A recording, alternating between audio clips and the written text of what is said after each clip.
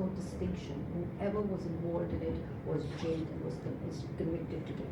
So you really have to draw distinction between national interests, between attack on sensitive military installations and hospitals and school children. And Mr. Khan has admitted that this has been directed by him, and there's ample evidence available that shows that Mr. Khan has been masterminding this entire episode of 9th May. So you can't say that this is a crackdown because of any political victimization or political persecution. Yes, there was a political victimization which we saw in Mr. Khan's tenure in 4.5 years, where entire 2 benches of the parliament were behind the bars. And today, by the courts, by the court verdicts, after the accountability process has been completed, all those people are out of jail on merit by the courts. So you have to really draw that distinction.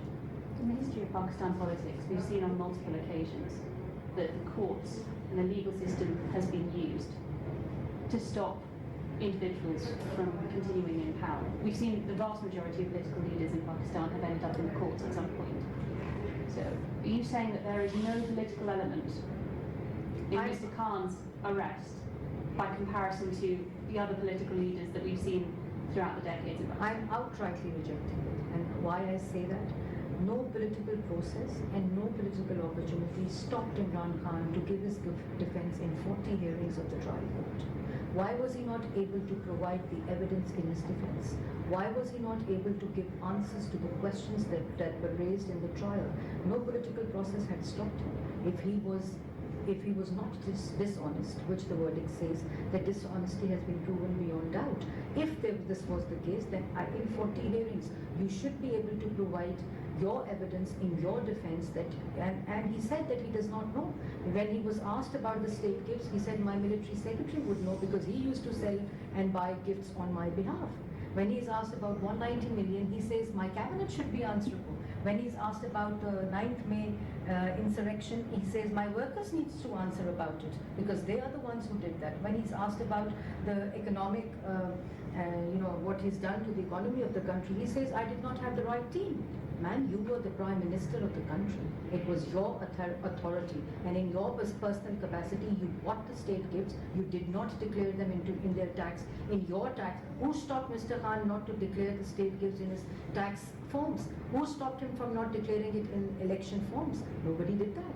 If this entire thing was transparent, this should have been the asset declaration forms of all public representatives in election commission, which is called Form B.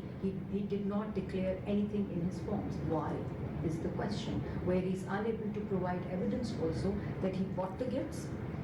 He first sold the gifts, then he bought them and deposited the money, and he doesn't have the receipts. Where does this happen? If I was also given state gifts, you deposit them in the inventory, and if you do not want them, if you want to buy them, you have a receipt, you buy them. But in all this, who had stopped Imran Khan to not provide the evidence in his defense? So this is not political. It is about the things is being trialed, and he was unable to answer, and he's arrested. What will happen if there are protests in response to his arrest? I think you can deceive the gullible supporters a few times. You can fool a small set of people a few times, but I think in large numbers the general public now realizes, and then when the evidence has come out, when there has been a questionnaire which has been given to Mr. Khan and he was unable to answer that. So I think the evidence is in public now, people understand all these things, and Pakistani people are intelligent. They do draw a distinction between what is right and what is not, and what is political persecution, what is political victimization, as opposed to what we do where the public representatives are held accountable. I have to be held accountable also. I need to answer if any allegation is erected on me. So these are the things that every general public now knows. Where are the protests? I was just coming from Lahore to Islamabad, no protest, and Zaman Park, no protest, because people now realize you can't deceive all the people all the time. Are people scared? Because this is the other side. I think a crackdown. And the reason we're not seeing people coming out because people are scared. We saw worse scare when Mr. Nawaz Sharif was arrested, when he was coming at the airport, when he was arrested at the airport, when he on his own will came back to Pakistan, and he answered all the questions. That's not the question I was asking. It's not about Mr. Sharif. No. The question is whether or not people are scared to protest. I'm saying why? Because of the previous crackdown Why? we've seen. Why? Why do you say that? Why are people scared? No, I'm asking you the question. No, do you think people are scared? I think people are not scared. People now understand, and his true face has been, people know about it, and people realize that he couldn't answer what was asked, and he had been on a responsible position, a constitutional position, the highest office of the government, which is the Prime Minister. He has to answer everything which he needs to answer during his tenure. And what will happen to people if they do come out to protest? Well, I think this is preemptive to say. I don't see any protests happening. It's been a few hours now that he's arrested and he's in jail, and court had ordered that if people had or wanted to protest, they're free to protest. But I don't see any people out on the streets. Will they be arrested if they do come out to protest? We don't arrest political protests. We have drawn a clear distinction because we are not fascist government like Mr. Khan, and we believe in democracy because we've been victim to that curtailment of freedom of expression. And at one point in time, it's very interesting that I would just like to mention here that at one point in time, the two first rows and benches of the opposition when Mr. Khan was the Prime Minister, and he was called the media predator during his times by international organizations who have improved our rating by 7% in freedom of expression.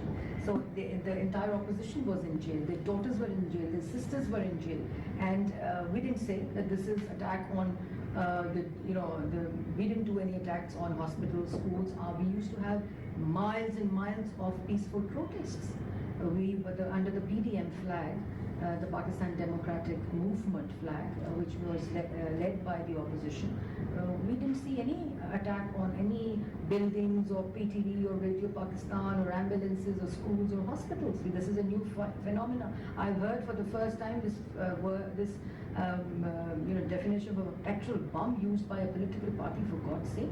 And when you tell them to give answers, when you ask him to give your defense, and they attack hospitals and schools, I've never seen it in any democracy around the world. You were saying you don't arrest political protesters. We've already seen people who were outside Mr. Khan's house who were chanting, waving flags, and then very quickly picked up by the police. When? Today. I have no report of any of that. We do, because we have BBC who were down on the scene. I think anybody who there's a way of a political peaceful protest.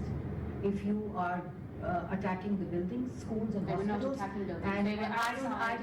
I don't think by chanting slogans or support of Mr. Khan, few people I can see. First of all, a large number outside his house. But if there were any, I don't think that they were arrested. We saw them being picked up. I don't think that if they were not creating any law and order situation, they were picked up, maybe. But I have no reports of anything because I'm just coming from a Senate committee. I would find out if there is any, but I don't have any information prior on that. Thank you very much. Thank you very much. I really appreciate it. Thank you so much.